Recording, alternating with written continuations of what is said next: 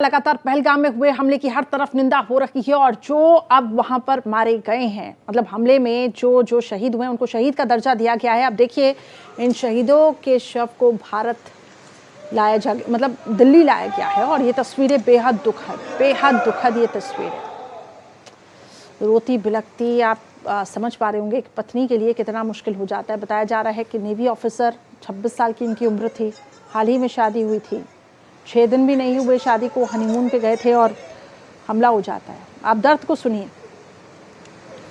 ये दर्द को शब्दों में बयां नहीं किया जा सकता है।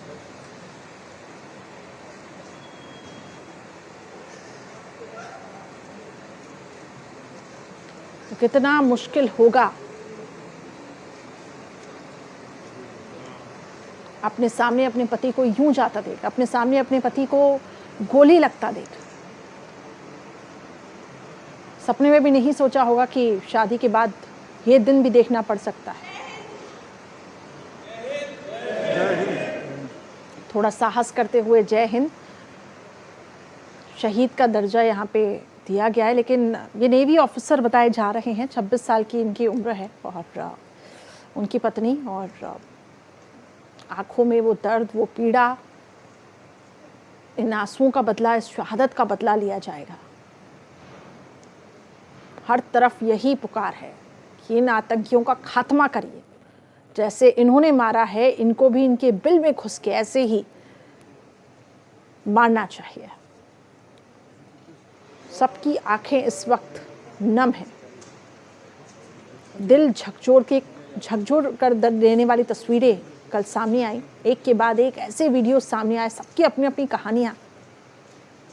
कोई पत्नी कहती है कि उसके पति की जब हत्या हुई तो उसने बोला मुझे भी मार दो, मेरे पति की आपने हत्या कर दी तो अब मेरा इस संसार में क्या वजूद है। तो उससे कहते हैं कि जाइए आप सरकार को बताइए, आप मोदी को बताइए। इतनी हिमाकत इन आतंकियों की, वो गुस्सा, वो दर्द, उसको शब्दों में नहीं बयां किया जा सकता। ये जो नरसंहार किया गया है, जेनोसाइड जिसे कहा जा रहा है, इसका बदला लिया जाएगा। सबका खून खौल रहा है और ये तस्वीरें बेहद दुखद। तो एक बार फिर से ये कायराना करतूत को इन आतंकियों ने अंजाम दिया है। पहले से ही एक साजिश को रचा गया प्लानिंग के तहत, और इसके बाद कहां से वो भागेंगे। लोकल्स का सपोर्ट मिला है इन आतंकियों को। और ये देखिए, शरीर का पार्थिव शव अब जब दिल्ली पहुंचा, इसके बाद लोगों में काफ़ी ज़्यादा आक्रोश भी, लेकिन वो आंसू अपनी आंखों के सामने जाने नहीं दिया जा रहा। एक पत्नी की तरफ से आप सोचिए कितना मुश्किल होगा उसके लिए। तो काफ़ी गमगीन माहौल इस वक्त पूरे देश में, और इस वक्त भारत के साथ सभी लोग खड़े हैं, चाहे वो फ्रांस हो, चाहे वो अमेरिका हो। पुतिन की तरफ से भी एक सोशल मीडिया पे पोस्ट आया कि इस की घड़ी में हम आपके साथ खड़े हुए हैं, आतंकियों का सफाया होना चाहिए। सब इसकी निंदा कर रहे हैं। अंतर्राष्ट्रीय मंच पर पाकिस्तान की छवि वैसे ही खराब हो चुकी है। आतंकवाद के लिए उसको हमेशा फटकार पड़ती रही है, लेकिन फिर भी अपनी चालबाजियों से, अपनी कायराना करतूत से ये पाकिस्तान बाज नहीं आ रहा है। इन आतंकियों को जिस तरीके से शरण दी गई है, इनको पनाह दी गई है, हालांकि पाकिस्तान पर भी भारी पड़ रहा है, इनके ही लोगों पर हमला किया जाता है, लेकिन फिर भी क्योंकि कश्मीर पर इनकी निगाहें हैं, और देखिए किस तरीके से इस कश्मीर को हासिल ऐसे करना चाहते हैं कि वहाँ पर एक डर, एक भय का माहौल बनाना चाहते हैं, ताकि कश्मीर में रोजगार उत्पन्न न हो। वो जो बदलता कश्मीर, नया कश्मीर जिसकी बार बार चर्चा की जा रही है, वो लोगों के जहन में ही ना आए। इन तस्वीरों के बाद लोगों की रूह कांप गई है। जिस खुशी के साथ लोग अपने घर से बाहर निकले थे कि हम छुट्टियां मनाने कश्मीर जा रहे हैं, जिसे धरती का स्वर्ग कहा जाता है, वो इलाका जिसे मिनी स्विट्जरलैंड कहा जाता है, उसी इलाके में उनके साथ ये हो जाएगा। एक के बाद एक गोलियों की तड़तड़ाहट से पूरा पहलगाम कल दहल उठा।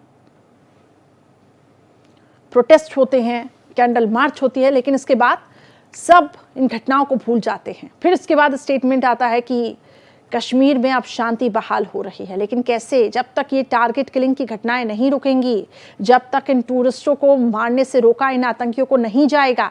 और ये तभी पॉसिबल है जब आप कश्मीर के लोगों को साथ लेकर चलेंगे, कश्मीरियत को जब आप समझेंगे, उनकी खोई हुई ज़मीन कश्मीर के लोगों को जब आप लौटाएंगे। क्योंकि ये कश्मीर के जो लोकल्स हैं, जो कहा जा रहा है, वो भी कहीं ना कहीं शामिल हैं, वो ऐसे ही इन आतंकियों को शरण देते रहेंगे। और यही वजह है कि इन आतंकियों की इतनी हिम्मत, इतना दुस्साहस इनका। फिलहाल सभी नमन कर रहे हैं। आर्मी ऑफिसर थे जो अब हमारे बीच में नहीं रहे। 26 साल इनकी उम्र बताई जा रही थी और पूरी श्रद्धांजलि इनको दी गई है राष्ट्रीय सम्मान के साथ।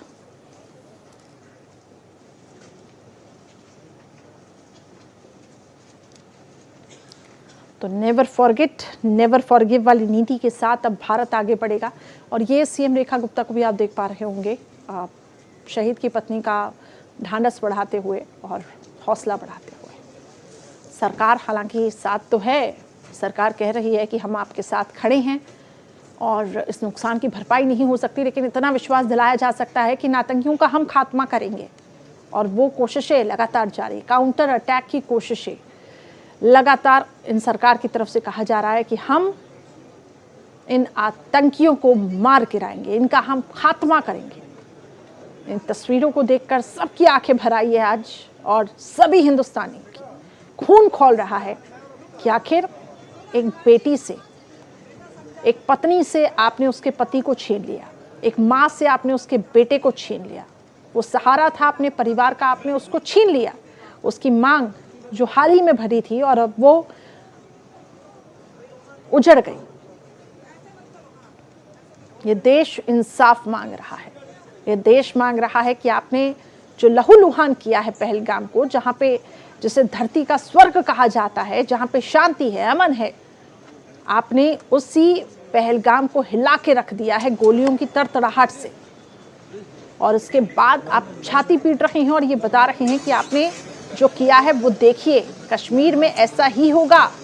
कश्मीर में आतंकियों का जो साया है वो आखिर कब उठेगा, कब हटेगा, इसको लेकर प्रयासरत है सरकार। लेकिन फिर भी कुछ लोगों की मदद के चलते इन आतंकियों को शरण मिली और इन आतंकियों ने ढेर कर दिया, एक के बाद एक। नहीं, ये नहीं सोचा कि एक बच्चे के सामने उसके पिता को हम मार रहे हैं तो उस बच्चे पे क्या बीतेगी।